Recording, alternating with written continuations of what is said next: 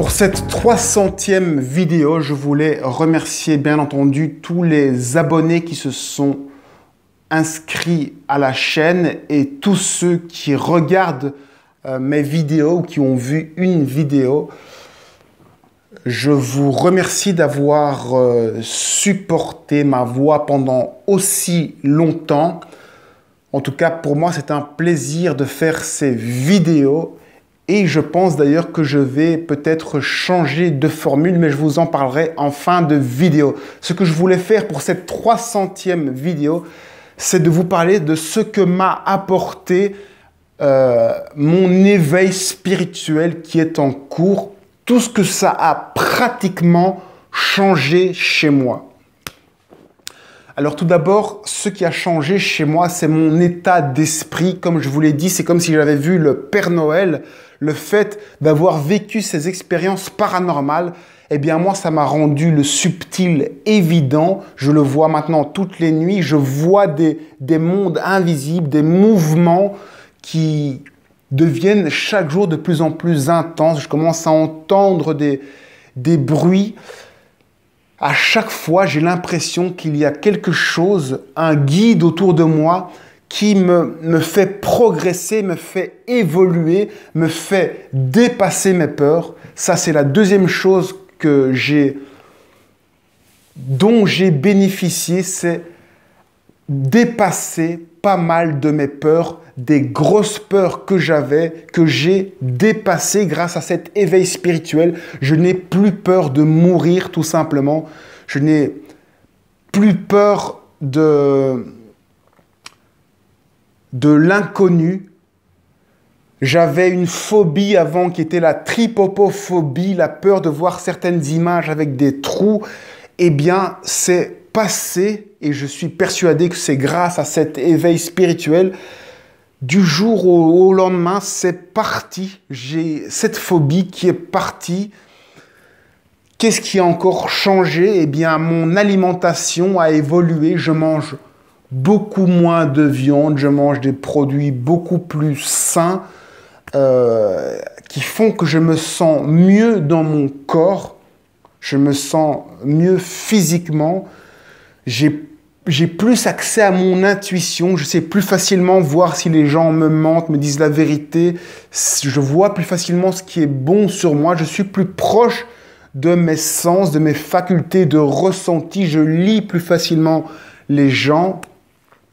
Qu'est-ce qui a encore changé?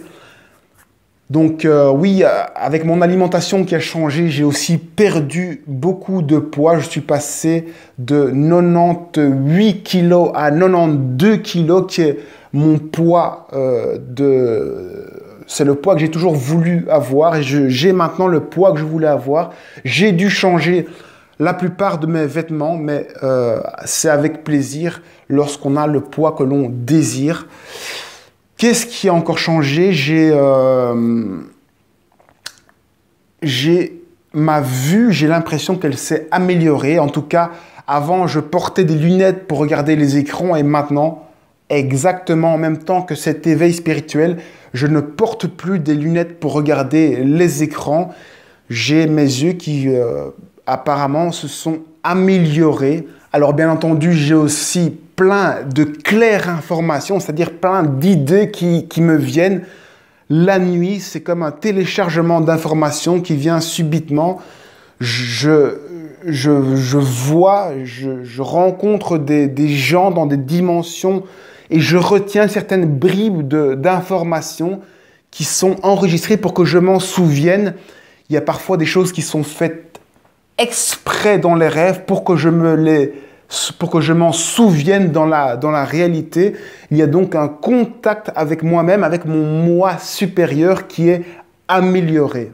Alors avec tout ça, il y a aussi la confiance. Ma confiance en moi s'est développée. J'ai beaucoup plus confiance en moi que lors des premières vidéos. Vous pouvez voir les premières vidéos. Alors ça, vous allez me dire, c'est peut-être le fait de faire régulièrement des vidéos qui fait qu'on s'habitue à ces vidéos. Mais je remarque que dans la vie de tous les jours, lorsque je communique avec des gens, j'ai plus confiance en moi parce que je sais où je veux aller.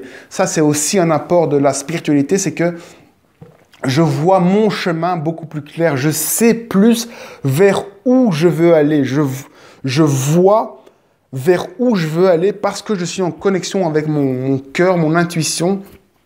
Donc, je sais ce qui est bon pour moi. Je sais vers où je veux aller.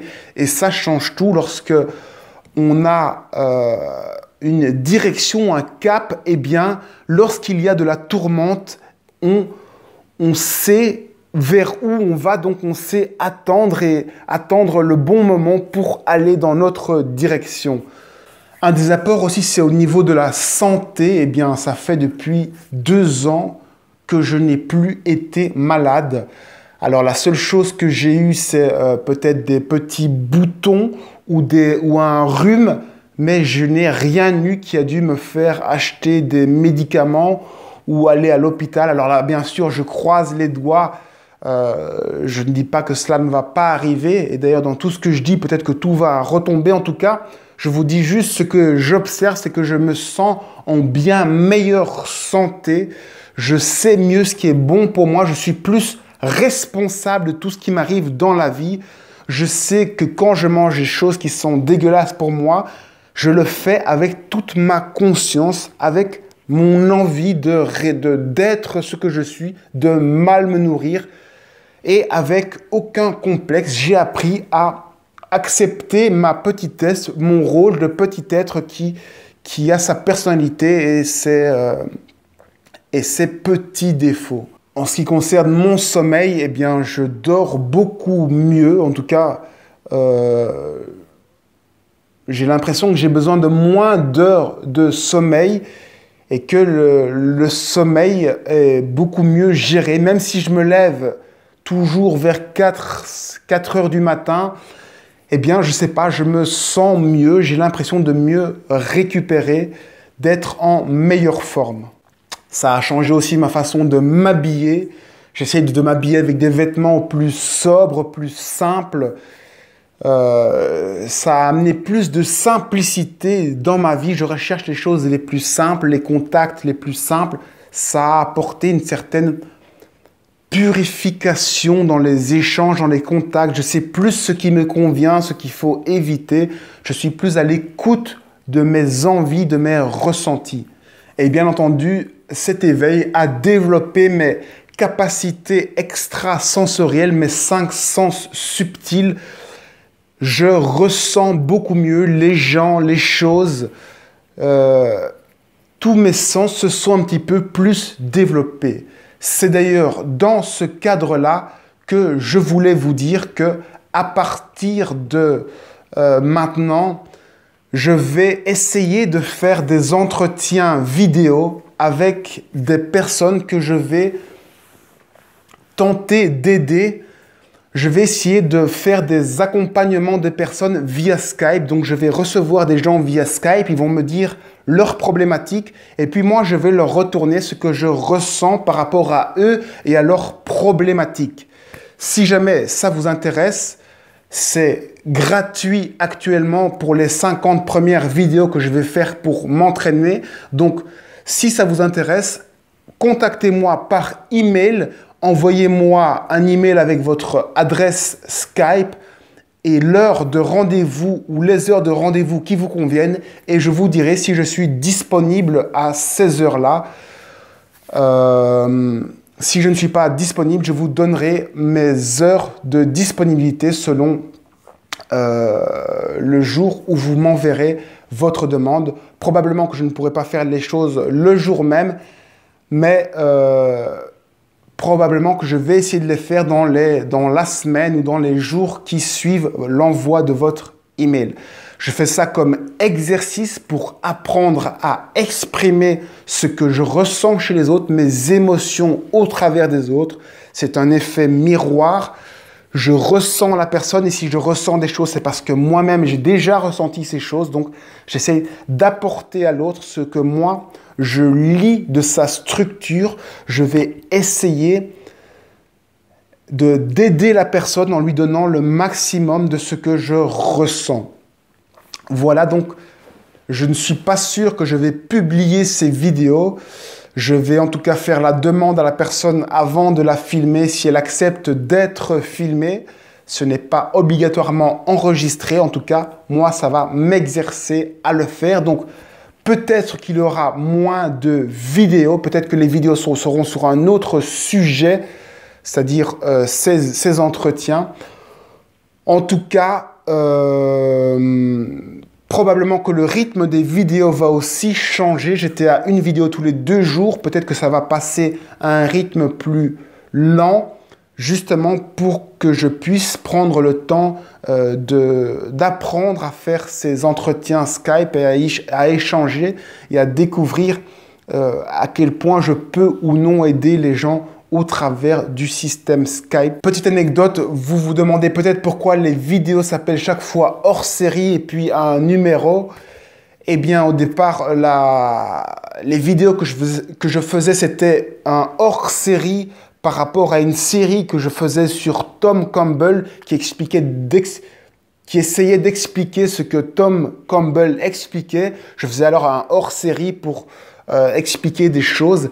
Et puis finalement, ces hors-série, j'en faisais tellement que ça ne s'est plus arrêté. Et puis finalement, j'ai trouvé que le mot hors-série était un très bon mot parce que hors, ça signifie en dehors.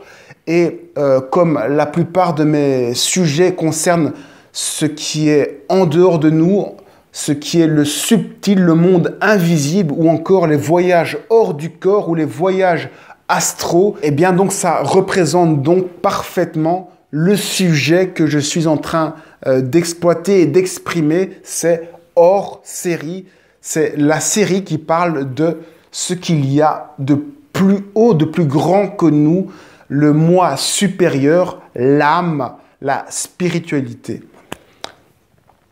D'ailleurs, dans ce que m'a apporté l'éveil, c'est notamment ces voyages astraux, ces décorporations, ces rêves lucides qui paraissent si réels. Tout ça aussi, c'est des choses qui ont été apportées par cet éveil spirituel qui sont vraiment magnifiques, incroyables, énormes à vivre.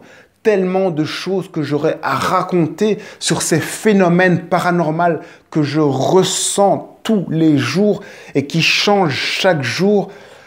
J'ai écrit des tonnes de pages Word qui expliquent tous ces phénomènes que j'ai vécus à tel point que j'ai arrêté d'écrire parce que c'est trop souvent et que je prends maintenant juste le plaisir de vivre ça chaque jour.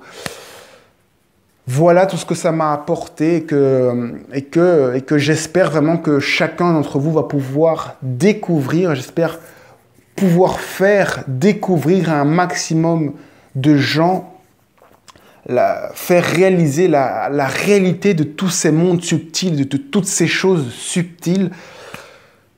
Parce que oui, ça existe et oui, tout le monde peut s'en rendre compte. Il faut se donner la peine de se poser la question et de faire une introspection. Arrêtez d'écouter le monde extérieur. Prenez plus de temps pour vous, pour voir quelles sont les réponses que vous pouvez apporter et quel monde vous pouvez mettre en place.